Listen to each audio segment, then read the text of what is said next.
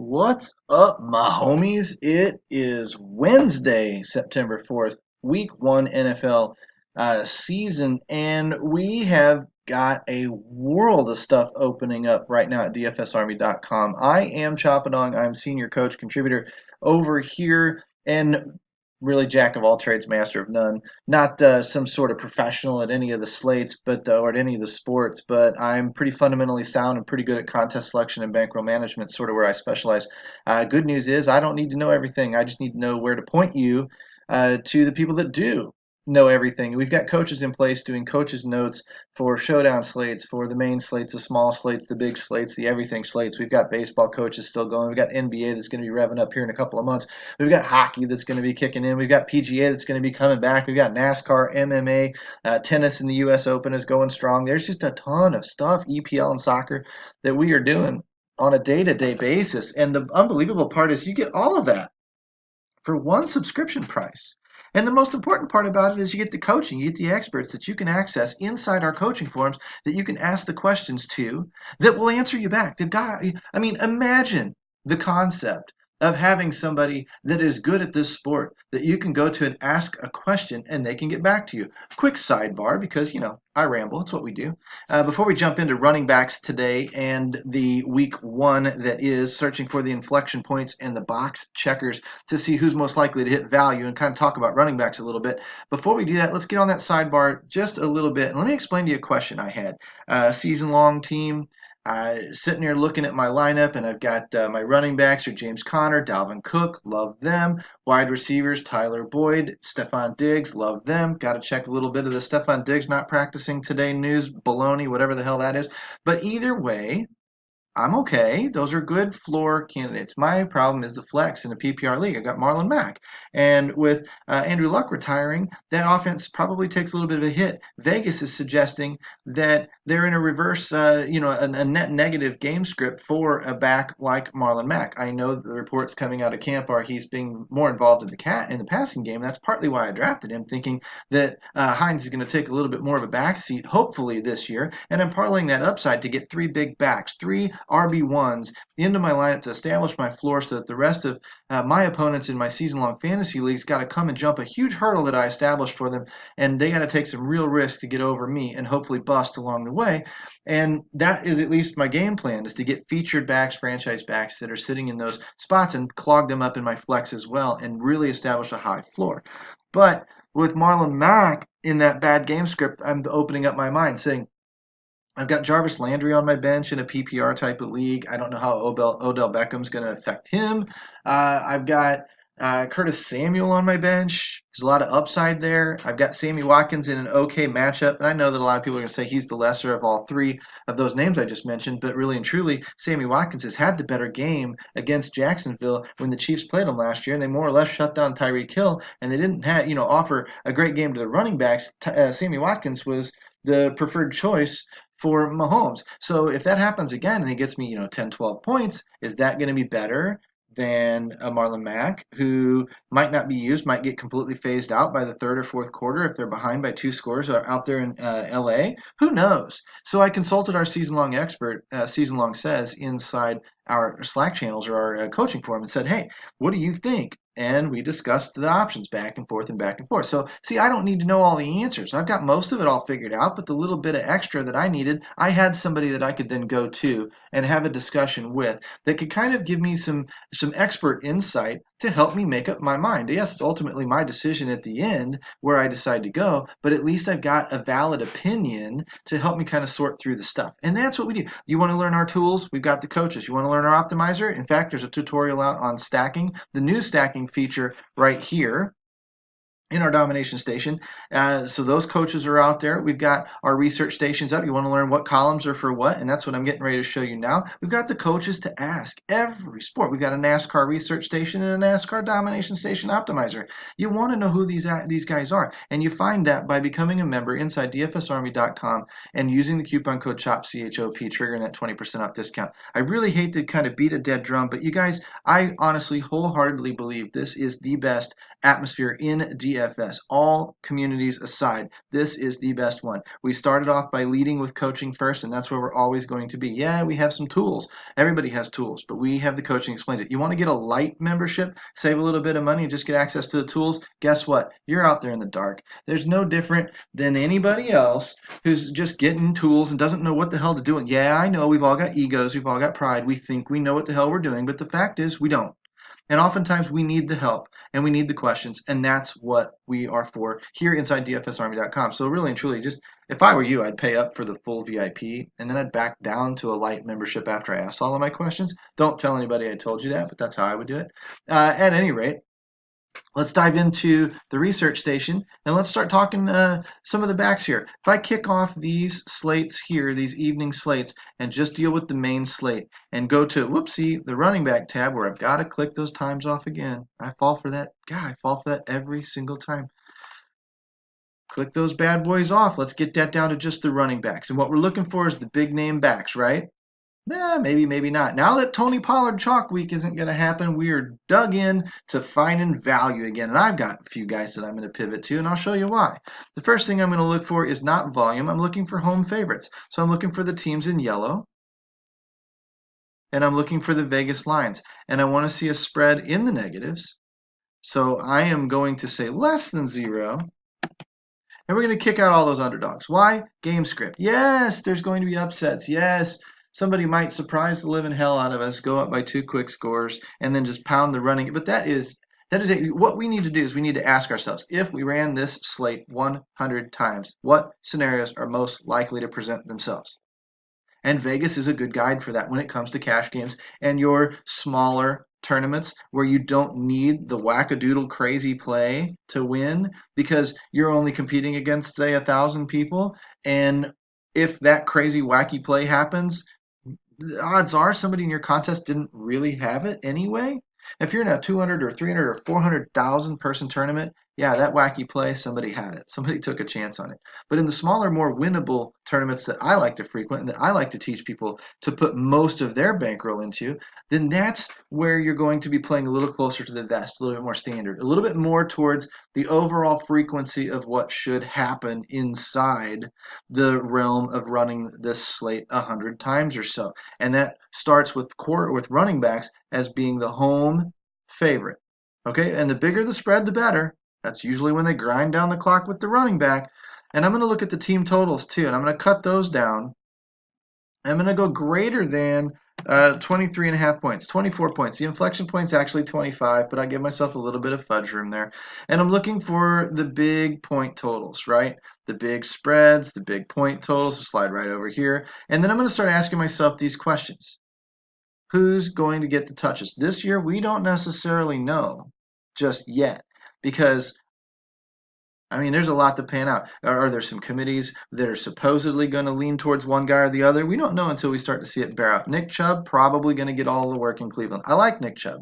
Seems like his ownership percentages are pretty stinking low right now, but he's a 5.5 point favorite, scheduled to score 25 points, and it seems like everybody's going for Odell Beckham. Seems like a lot of people are going for Baker Mayfield when it comes to the ownership reports. Now, Baker Mayfield's not chalk, don't get me wrong, but Odell Beckham seems like he's going to be one of the higher owned receivers. I think that the game sets up a little bit better for Nick Chubb personally to be kicking that clock down late. But Dalvin Cook is one everybody's on. I would not differentiate from him in cash games or small tournaments at all. Love the situation. He should be fairly game flow independent because he's going to get 15 to 20 touches on his own, and if the game script goes positive that direction, he's going to keep getting them. Also, if the game shoots out and they need him in the passing work, guess what? He receives 4, 5, maybe 6 receptions, high percentage receptions per game. That might get him to 20, 22, 24 touches. He's going to be used inside the red zone. He's also going to be used inside the 5 on the goal line work. So that's going to give me a lot of touches. It's going to give me a lot of high value touches. So in this particular scenario, Dalvin Cook is a great option. Austin Eckler is a cheap option. If you think that San Diego is going to be the 6.5 point favorite Vegas says they are. Now, I worry a little bit about Justin Jackson vulturing him at the goal line because I've seen numbers where Austin Eckler doesn't exactly do well when he's actually the starter and Melvin Gordon's not in there.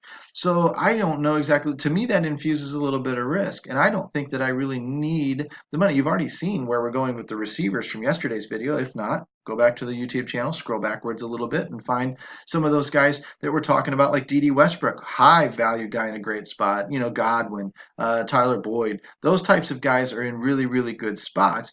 Even like a Cooper Kupp, even maybe a Brandon Cooks. These are guys you don't need to spend all the way up for a Julio Jones in a bad matchup or a Tyreek Hill who hasn't done very well against Jacksonville when they've played against him. You can stay down lower in the receiving categories and take value tight ends, smaller defenses, lower price defenses, and then really pump up and get those running backs that you are pretty certain about that have very, very low risk or very, very low percentage of getting game flowed out of the situation that they're in. So I don't know that I need Austin Eckler personally this week. Todd Gurley, great tournament type of play. I know everybody's afraid of his arthritic knee or whatever you want to call it. Kerryon Johnson, a lot of people are going that way. I think there's a lot of question marks as to how that game's going to go. I don't trust it. Tony Pollard is gone.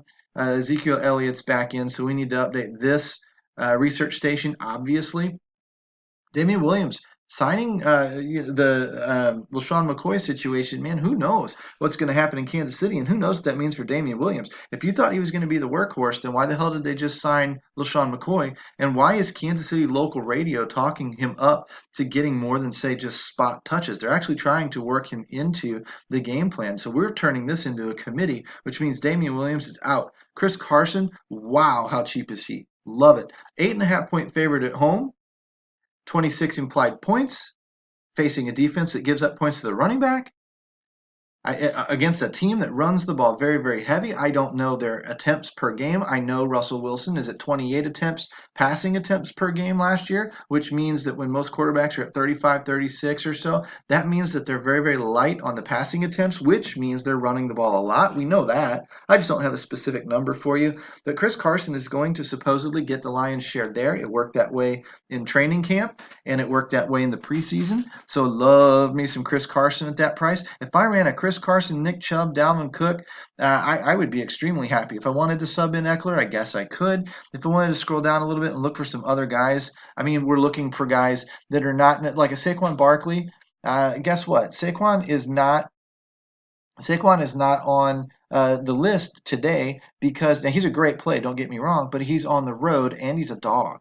I know he factors into the passing game, but this is not a situation that typically sets up for him to hit value. And if I'm going to pay that huge price, I want him to be in a situation that typically leads to value, that consistently leads to him hitting value. I'm not crossing him completely off my list. I just think he's a little bit more of a tournament play than a cash lock, like a lot of people are going to tell you. Now I'm going to look over towards Christian McCaffrey. I think he's in a little bit better spot. He's at least at home. He's an underdog, but he is used everywhere in that offense. As long as Cam doesn't vulture him on the goal line, then we're looking at Christian McCaffrey getting 70% of the workload, maybe more, and he's used in the receiving game, as is Barkley. He's used in the goal line work, as is Barkley, et cetera, et cetera. But the game flow in this game potentially shooting out is probably a little bit better scenario than going to Dallas with Zeke. So again, I'm not saying that Saquon Barkley can't blow up the slate and be the winning, top quarterback, running back on the slate. I'm just saying that if I ran the slate 100 times, I don't think he hits value as often as if he was at home or sitting in one of those prime spots. So I'm going to focus on saving a little bit of money where I can, but taking that huge spot, the home favored, used in the pass game, used on the goal line type running back that's going to garner up 2 to 3, 2.5, 3 downs worth of action. And that's going to lead me to Cook. That's going to lead me to possibly Gurley, probably more for tournaments again. It's going to lead me to Chris Carson. It's going to lead me to Chubb. It's going to lead me to names like that. So that's where I'm going to be landing personally. Scroll down this list a little bit more. There's just not a lot there. I would say that Christian McCaffrey is not in the team total because he's at home. And he's not favored either. So that's where these guys go. And I don't need to look at them this week. I should be fine without them. If they blow up outside of me, then it should be a little bit of a surprise. Okay, so really and truly, there's not a lot to talk about when it comes to these running backs. We've just literally kicked these guys down to a relatively short list in a relatively short period of time. Jordan Howard committee.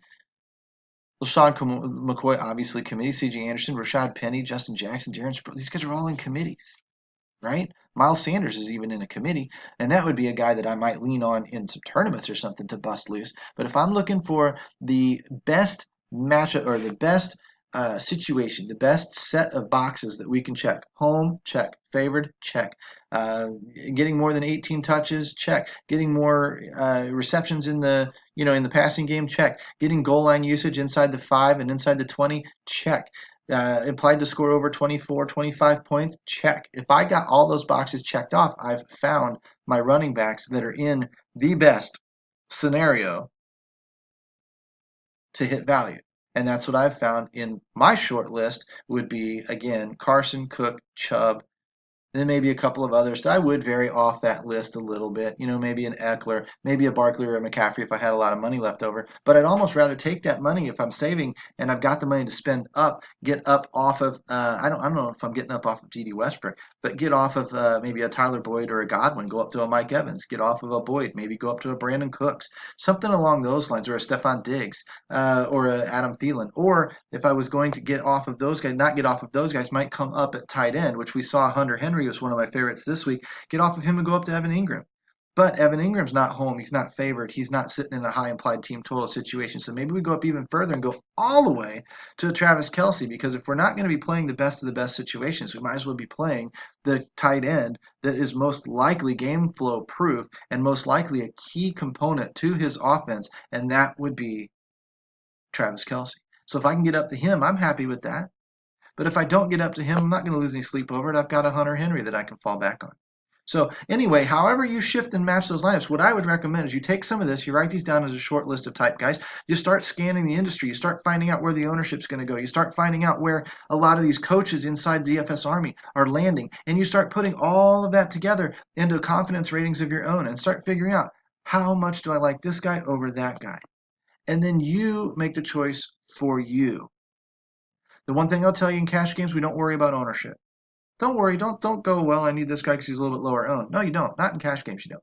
But in tournaments, you absolutely make that play, and that's why Todd Gurley's probably in a good spot. Probably why, if you don't believe the Ezekiel Elliott stuff, let's say that New York Giants are somehow really, really competitive. Do you really think they're going to hold Ezekiel Elliott down to 20 to 25 snaps if that game stays close and they really need him to balance out their offense and give themselves a fighting chance down the stretch of that game? No, they'll probably say, well, you said you were in Cabo. You said you were all over the exercise bike. So as long as you're feeling all right now, how about we keep rolling you out there and we'll deal with it tomorrow?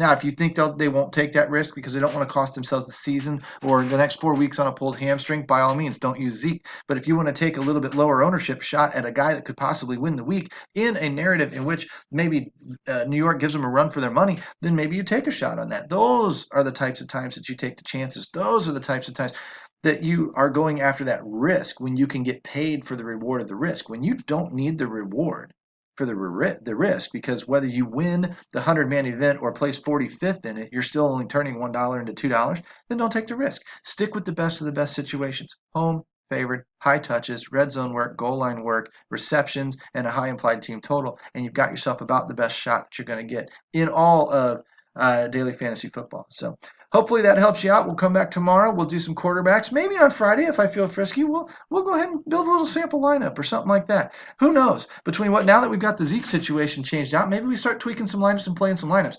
If you already built a bunch of lineups and you've got Tony Pollard in them all, guess what happened to you last night or this morning when you woke up? You had to blow all that crap up and start over.